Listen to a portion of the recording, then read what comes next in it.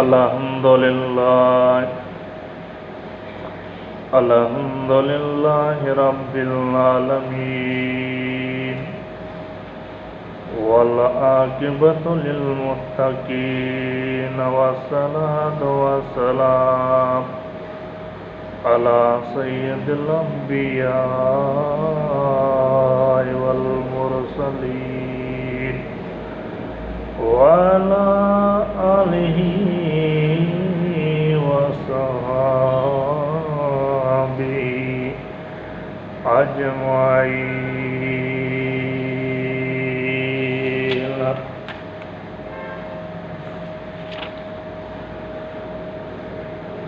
اما بعد فاعوذ باللہ من الشیطان الرجیم، بسم اللہ الرحمن الرحیم۔ فارسلنا علیہم الطوفان والجراد والقمل والضفادع والدم آیات مفصلات فاستكبروا وكانوا قوما مجرمين۔ ولما وقع عليهم الرجز قالوا يا موسى ادع لنا ربك بما عهد عندك لئن كشفت عنا الرجز لنؤمنن لك ولنرسلن معك بني إسرائيل۔ فلما كشفنا عنهم الرجز إلى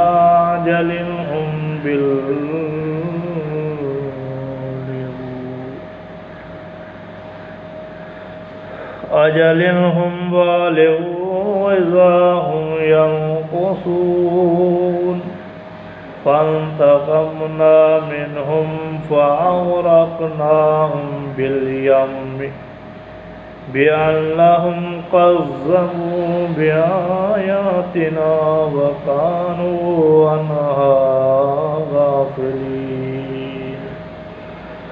صدق اللہ العلی العظیم وبلغنا رسوله النبی الکریم الامین، ونحن على ذلك من الشاهدين والشاكرين والذاكرين والحمد لله رب العالمين۔ بندہ پروردگار امت احمد نبی صلی اللہ علیہ وسلم، دوست دارے چار یارم تابع اولاد علی، مذہب حنفی ادارم ملت حضرت خلیل، زیر سایہ غوث اعظم خاک پائے ہر ولی۔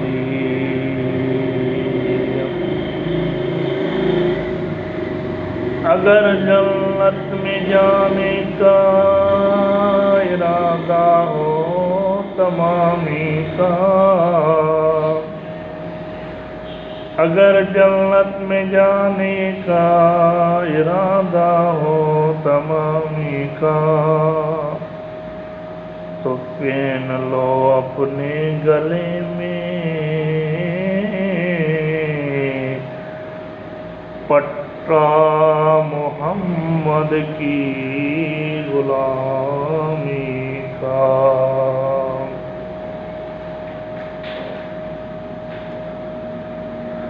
غلامان محمد جان دینے سے نہیں ڈرتے، غلامان محمد جان دینے سے نہیں ڈرتے، سر کٹ جائے یا رہ جائے پرواہ نہیں کرتے۔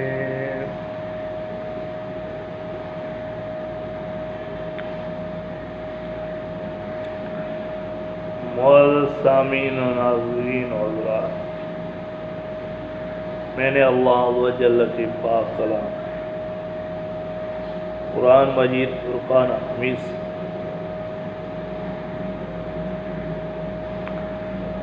سورت مبارک اعراف و اعراف 9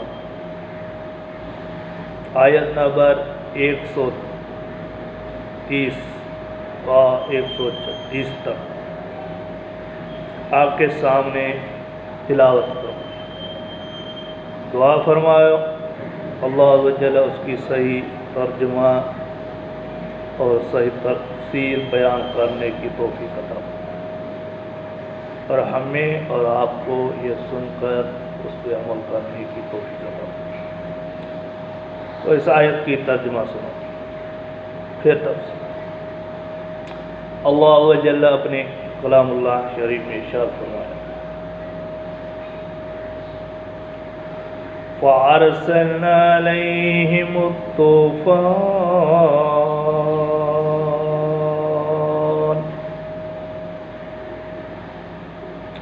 تو بھیجا ہم نے ان پر طوفان۔ کس کا؟ یہ کس کا ذکر ہے؟ ان واقعات سے یہ سبق ملتا ہے کہ عہد شکنی اور اللہ کے نبیوں کی تکذیب اور توہین کتنا بڑا اور ہولناک جرم ہے، کہ اس کی وجہ سے فرعونیوں پر بار بار عذاب الہی قسم قسم کی صورتیں میں اترا، یہاں تک کہ آخر میں وہ دریا میں غرق کر کے دنیا سے فنا کر دیے گئے۔ لہذا ہر مسلمانوں کو عہد شکنی اور سرکشی اور گناہوں سے رہنا لازم ہے، کہ کہیں بدعمالیوں کی نحوست سے ہم پر بھی قہر الہی عذاب کی صورت میں نہ اتر پڑے۔ تو بھیجا ہم نے ان پر طوفان اور ٹنڈے اور گہن یا قلنی یا جوئے اور میڈک اور خون، جدا جدا نشانیاں، تو انہوں نے تکبر کیا اور وہ مجرم قوم تھی، اور جب ان پر عذاب پڑتا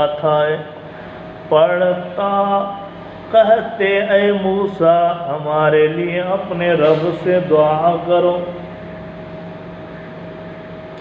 اس عہد کی سبب جو اس کی تمہارے پاس ہے، بے شک اگر تم ہم پر سے عذاب اٹھا دو گے تو ہم ضرور تم پر ایمان لائیں گے، اور بنی اسرائیل کو تمہارے ساتھ کر دیں گے۔ پھر جب ہم ان سے عذاب اٹھا لیتے ایک مدت کے لیے جس تک انہیں پہنچنا ہے، جب ہی وہ پھر جاتے تو ہم نے ان سے بدلہ لیا، تو انہیں دریا میں ڈبو دیا، اس لیے کہ ہمارے آیتیں جھٹلاتے اور ان سے بے خبر تھے۔ حضرت سیدنا موسیٰ اللہ نبینا علیہ السلام جب حضرت سیدنا موسیٰ علیہ السلام عصا ایدھا بن کر جادوگروں کے سانپوں کو نکل گیا، تو جادوگروں سجدے میں گر کر ایمان لائے، مگر فرعون اور اس کے متبعین نے اب بھی ایمان قبول نہیں کیا، بلکہ فرعون کا کفر اور اس کی سرکشی اور زیادہ بڑھ گئی۔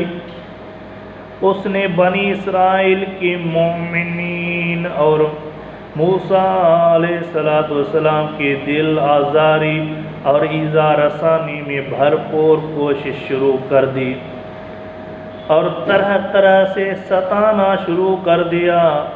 فرعون کی مظالم سے تنگ دل ہو کر حضرت موسیٰ علیہ السلام خداوند قدوس کے دربار میں اس طرح دعا مانگی کہ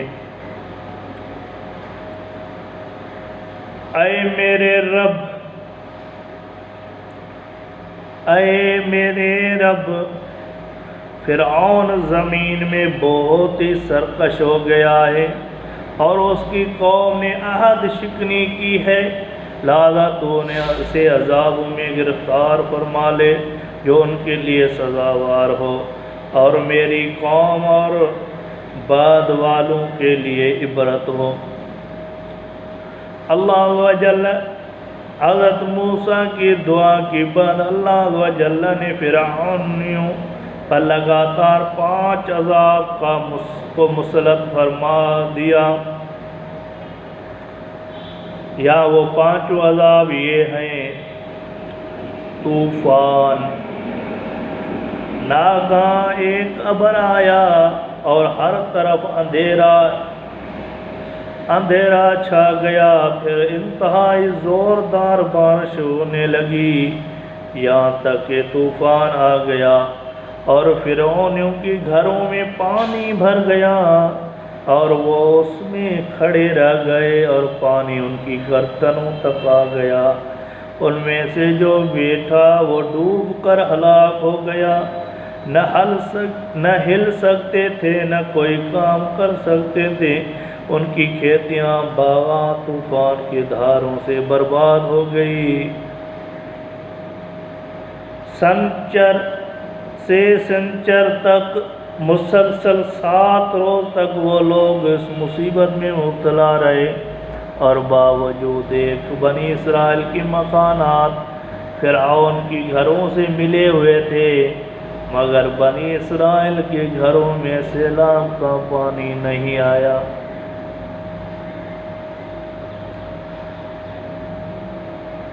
باوجود بنی اسرائیل کے مکانات فرعون کے گھروں سے ملے ہوئے تھے، مگر بنی اسرائیل کے گھروں میں سیلاب کا پانی نہیں آیا،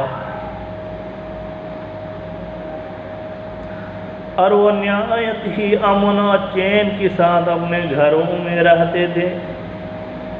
جب فرعونیوں کو اس مصیبت کی برداشت کرنے کی تاب و طاقت نہ رہی اور وہ بالکل ہی عاجز ہو گئے، تو ان لوگوں نے موسیٰ علیہ السلام سے عرض کیا کہ آپ ہمارے لیے دعا فرمائیے۔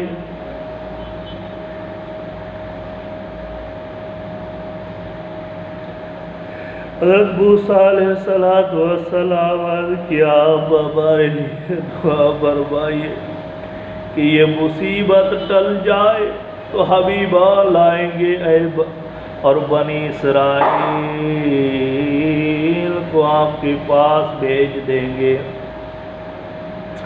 چنانچہ آپ نے دعا مانگی تو طوفان کی بلا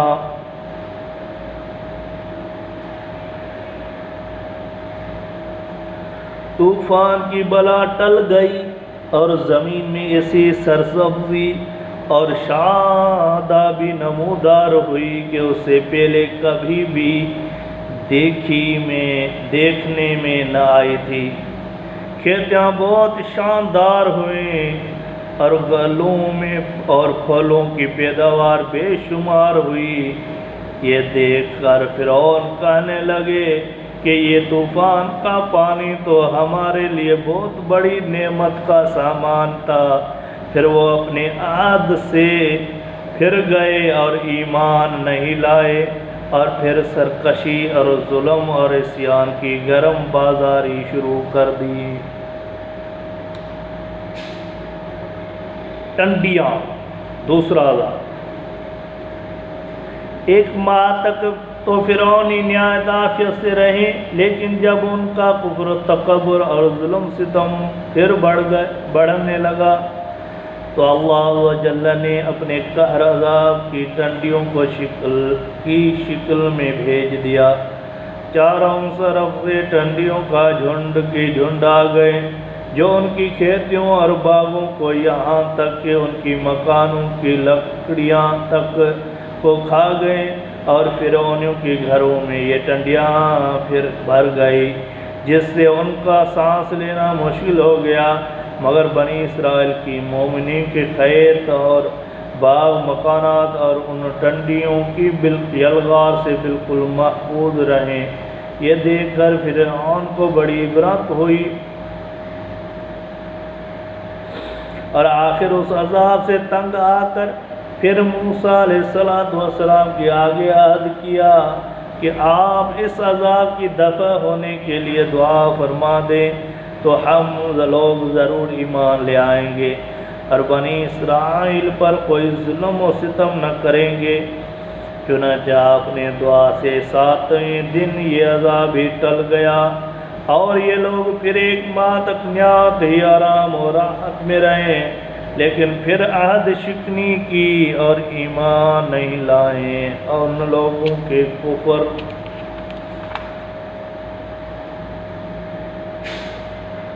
عصیان پھر اضافہ ہونے لگا۔ حضرت موسیٰ علیہ السلام اور مومنوں کو ایذا دینے لگے اور کہنے لگے ہماری جو کھیتیاں اور پھل بچ گئے ہیں وہ ہمارے لیے کافی ہیں، لہذا ہم اپنا دین چھوڑ کر ایمان نہیں لائیں گے۔ تیسرا عذاب غرض ایک ماہ کے بعد پھر ان لوگوں پر کمل کا عذاب مسلط ہوا۔ بعض مفسرین کا بیان ہے کہ یہ غن تھا جو ان فرعونیوں کے اناجوں اور پھلوں میں لگ کر تمام غلوں اور میووں کو کھا گیا، اور بعض مفسرین نے فرمایا کہ ایک چھوٹا سا کیڑا تھا جو کھیتوں کو تیار فصلوں کو چٹ کر گیا اور ان کے کپڑوں میں گھس کر ان کی